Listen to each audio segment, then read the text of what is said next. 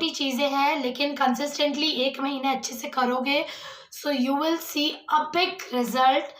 You will surely have a desired government medical college seat. Hi everyone. So इस video में हम बात करेंगे कि what was my last month strategy जिसकी वजह से मेरा स्कोर 600 तक गया था. So if you don't know me, this is Neha Sharma and I am a second year MBBS student from SRVS Medical College. I came NEET in 2020 and I scored 594 marks out of 720. So let's talk about my strategy जिसकी वजह से मेरा जो first attempt था that is in 2019, तब मेरा score 450 था and जब मैंने 2020 में दिया तब मेरा स्कोर 594 था. सो 450 to 594, what was my strategy I am discussing in this video. So let's start the video.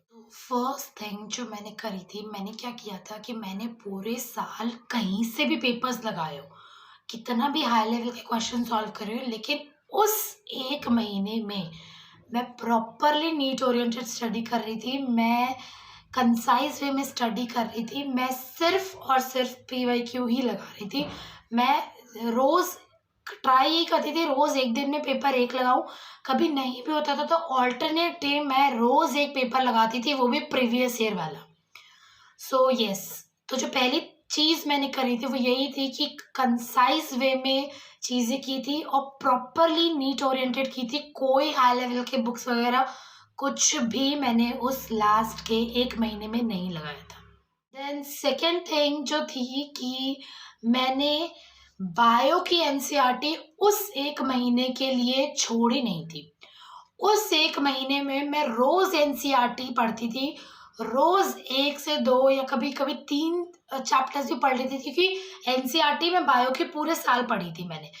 लेकिन उस 1 महीने में मैंने बायो की NCERT को रैपिडली रिवाइज किया. मैं रोज़ भले ही 1 चैप्टर पढूं, लेकिन मैं रोज़ NCERT बायो की तो ज़रूर उठाती थी. Then third thing is inorganic chemistry. मैंने अपना जो मेरा फर्स्ट अटेम्प्ट था उसमें मैंने इनऑर्गेनिक केमिस्ट्री को बहुत नेग्लेक्ट किया था. लेकिन इस टाइम पे जब मेरा सिलेक्शन हुआ, उस टाइम पे उस 1 महीने में मैंने इनऑर्गेनिक केमिस्ट्री हद से ज़्यादा बार पढ़ी थी. उसके लिए मैंने ट्रेंड्स बनाए थे, मैंने रिएक्शंस लिखी थी, मैंने उसके जो इम्पॉर्टेंट पॉइंट्स हैं वो लिखे थे और उसको मैं बार बार रिवाइज करती थी. तो यस, इनऑर्गेनिक केमिस्ट्री जो है वो पूरे साल करी थी, उसको मैंने छोड़ा नहीं था. केमिस्ट्री जो है बहुत स्कोरेबल है और अगर आपको सिलेक्शन चाहिए तो आप उसको अवॉइड नहीं कर सकते. Then thing is yes, mock papers. जैसा कि मैंने आपको बोला कि मैं मॉक पेपर्स उस टाइम पे रोज़ लगाती थी. अगर कभी मिस भी हो जाता था तो ऑल्टरनेट डे पे तो लगते ही थे. तो 1 महीने के लिए मैंने मॉक पेपर्स लगाए थे. Yes, mock papers with analysis किया था. तो कभी मेरा डिले हो जाता था तो वो एनालिसिस की वजह से ही डिले होता था, क्योंकि एनालिसिस में कभी कभी बहुत टाइम लग जाता था. लेकिन फिर भी उस टाइम पे मुझे भी ये लगता था कि एनालाइज ना करो, चलो नेक्स्ट पेपर दे देते हैं, क्योंकि पेपर देना हमें अचीवमेंट लगती है, हमें एनालाइज करना अचीवमेंट नहीं लगती. हम जब पेपर दे देते हैं तब हमें एक यूफोरिया आता है, तब हमें एक हैप्पीनेस फील होती है कि हाँ हमने पेपर दे दिया. लेकिन इन रियलिटी पेपर देना is not the thing. Paper देने के बाद उसको एनालाइज करना is the thing.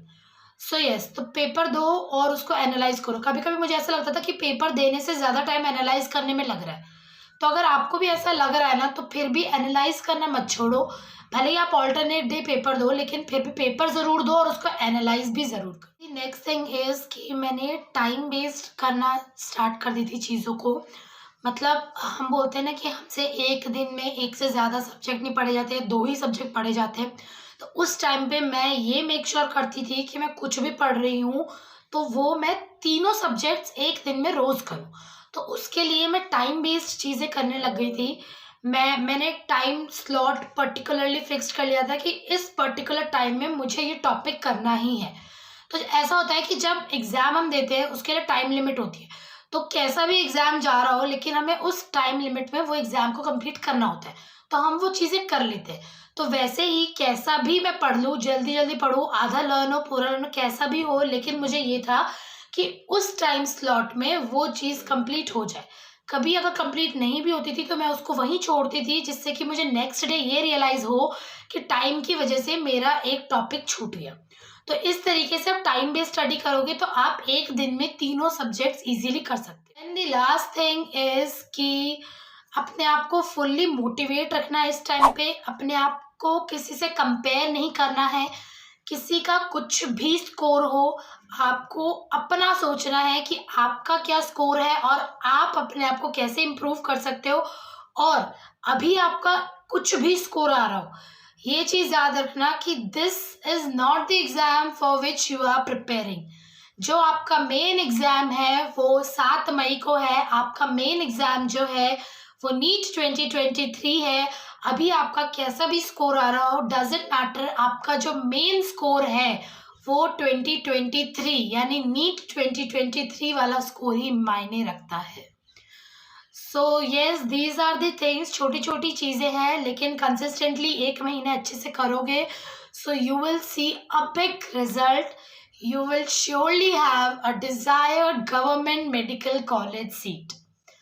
So that's all for this video. Thank you so much for watching. And if you like this video, do subscribe the channel, hit the like button. And कुछ भी doubt हो तो do ask me in comment box. So thank you so much. All the very best. Bye bye.